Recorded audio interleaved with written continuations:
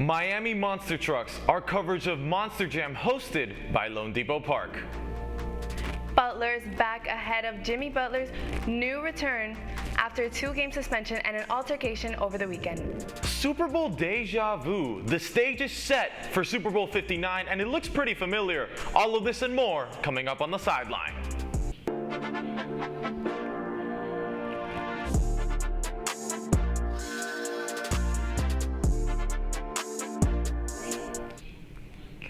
Hello South Florida and welcome to the Sideline, the place where you get all the highlights for your South Florida teams. I'm Anthony Cruz. I'm Mia Florian and the Sideline starts now. On tires that are larger than life, Monster Jam stormed into the Marlins Park this past weekend. Caplin's Dylan Pizzay has all there is to know from the show. Hello everybody and welcome to an abnormally chilly Lone Depot Park. Typically we're here in the outfield covered in green grass, but today we're covered in some brown clay for the superstars of the Monster Jam Stadium Championship Series West Tour.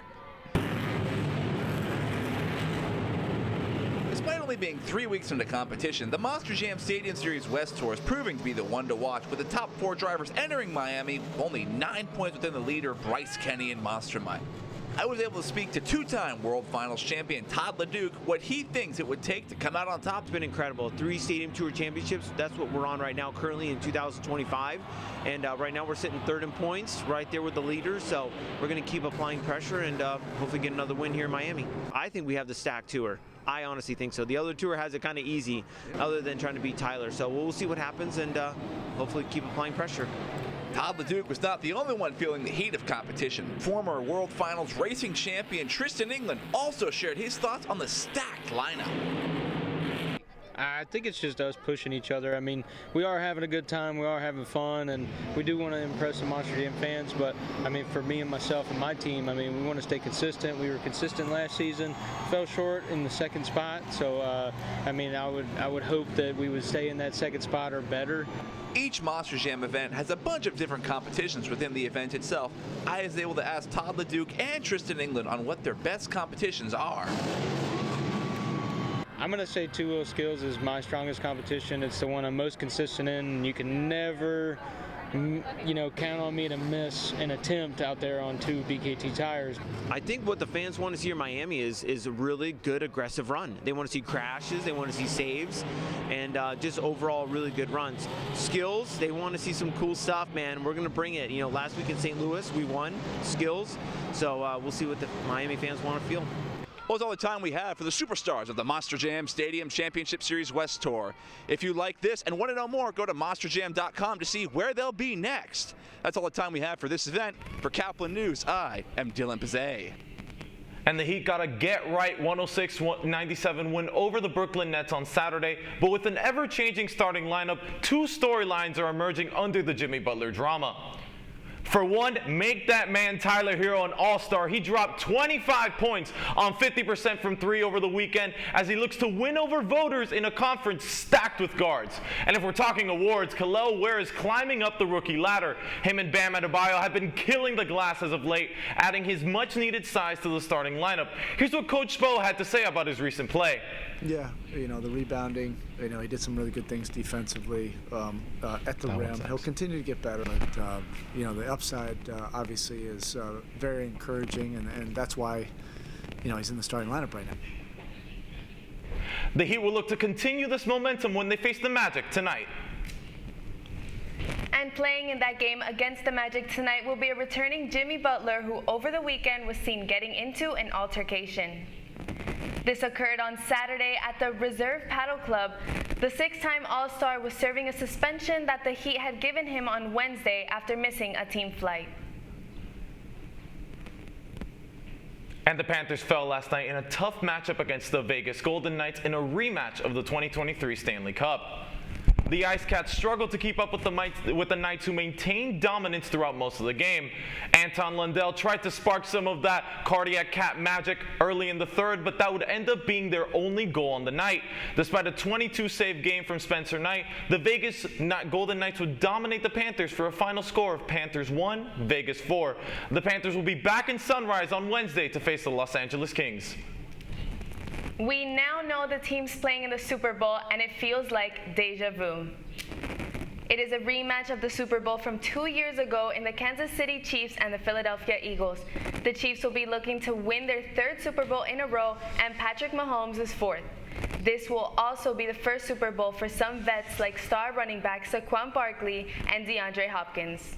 The Super Bowl will be on Sunday, February 9th at 6:30 on Fox. And now it's time to move on to our favorite segment, our biggest W's and L of the week. Mia, the things we liked a lot about the South Florida sports world, and the things we didn't like that much. And let's get you started. Come on. Me first? Yeah. All right. Well, my biggest W has to be Lewis Hamilton's long-awaited debut at Ferrari for the first time ever. I mean, after 12 years at Mercedes, Hamilton is set to drive for one of the most, if not the most, prestigious team of Formula One history. And even though it's sad to see Carlos Sainz leave Ferrari and as well as Hamilton leaving Mercedes, I think it's more exciting to wait for what's to come for Lewis and Ferrari this 2025 F1 season. But I do have to say, it will take a while to get used to seeing him in red. It definitely will, but he will do great there. Let's move on to my biggest W, a blockbuster trade involving 2 Olympians at the start of the WNBA offseason, as Kelsey Plum is heading to LA while Jewel Lloyd takes her place in Vegas. And I like this for both sides, Mia. For the Aces, you shake things up after being bounced in the second round and bring in a different star to pair with your core of Ajay Wilson, Chelsea Gray, Jackie Young, and Kate Money Martin to hopefully go back to the promised land with someone who also knows how to get there. But what I'm really excited about is that LA is saying that they're going all in with Cam Brink right now by bringing in a star with championship experience to pair up with her in that young squad. They're burning their draft capital this year, but the fit with Plum seems too good to not take a flyer on. And for Seattle, they get to hit a slight reset after a disappointing end to their season, moving up 7 spots in the draft. And for our L's now, of course, we hate these, but mine would have to be Carlos Alcaraz's devastating loss during the finals of the Australian Open. I mean, he started off super strong, winning the first set of the match before Novak Djokovic won the rest of the game.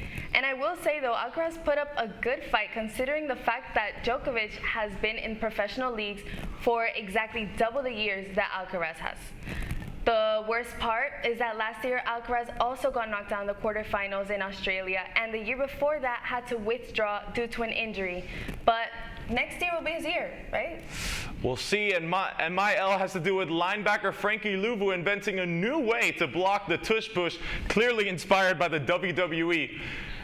Look at the clip we have here. Eagles on 2nd and goal in the 4th, up by 11. Washington cannot afford another score. Here comes Louvu from the top rope and clotheslines Jalen Hurts.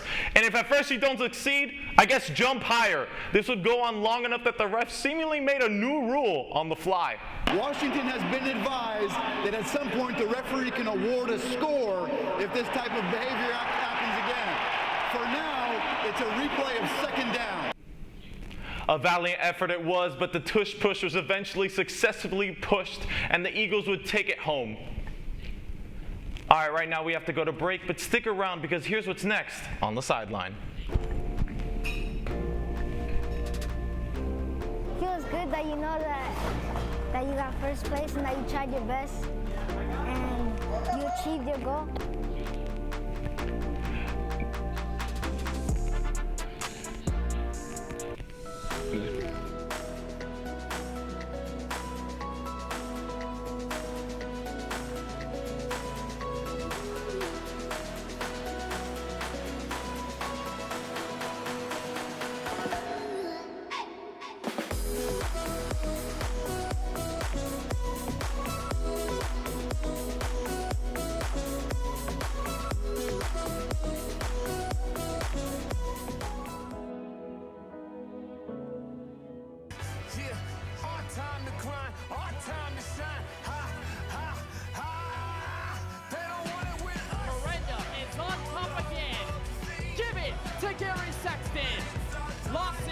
Takes his first playoff win.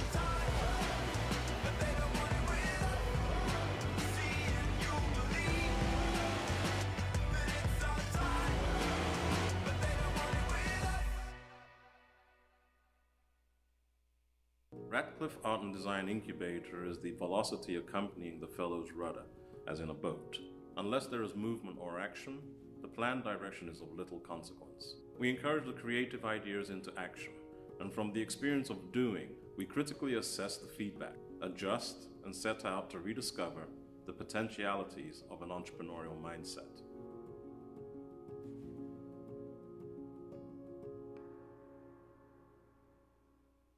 STEM is precise, no margin for error. Dare to forget that. Dare to have fun with it. Get weird with it. Dare to send those old STEM theories flying past the neighbor's house into outer space. Dare to program something internet-breaking, record-breaking. Dare to blow their minds. Dare to learn the difference between sedimentary and metamorphic rock. Go find those rocks. Dare to keep daring. Dare to STEM. Check out She Can STEM to get started. It's a bit of a niche sport, but cup stacking has been growing as of late across the entire country. TMJ4 News' Tahil Mohaldin has more on the winter stack-up in Wisconsin. Quick hands and an intense focus. That's how 12-year-old Iker Castro helped his relay team take home the blue ribbon. Feels good that you know that you got first place and that you tried your best and you achieved your goal. At Olympia Brown Elementary in Racine, the ice stackers. Dozens of athletes from all over the country are competing in the Wisconsin Winter Stack-Up. Really helps kids develop good sportsmanship. It helps them build confidence and focus on something that they can immediately see improvement on. USA Sports Stacking Director Lisa Berman tells me the sport has grown quite a bit since it began in the 80s, with some of the best stackers competing on an international stage. Randy Olmstead, a member of the national team, is one of the sport's most elite players. As I've grown older, the community keeps me around. I love the network of people that I have met from different countries and the opportunities that it has gave me. With some help from the pro, right, left, I decided to give it a try. Did that wrong. I don't remember the reverse. And it's a lot harder than it looks.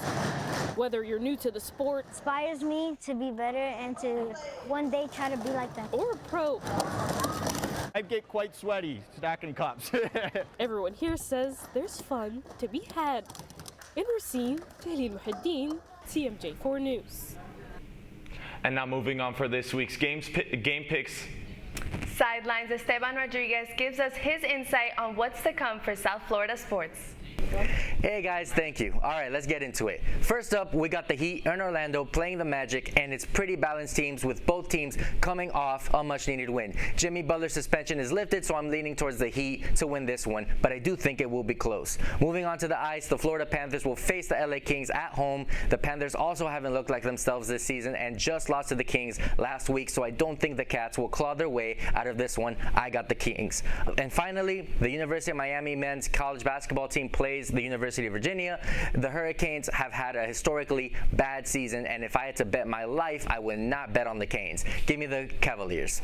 That'll do it for this week's game picks. I'm Esteban Rodriguez, and now back to you in the studio. And just a reminder that if you want to keep up with updates, fun segments, and more from our crew, you can follow our Instagram for all things Sideline. And also follow us on sideline.caplin. That's it for today. I'm Anthony Cruz. And I'm Mia Florian. Thank you for watching, and we'll see you next time on The Sideline.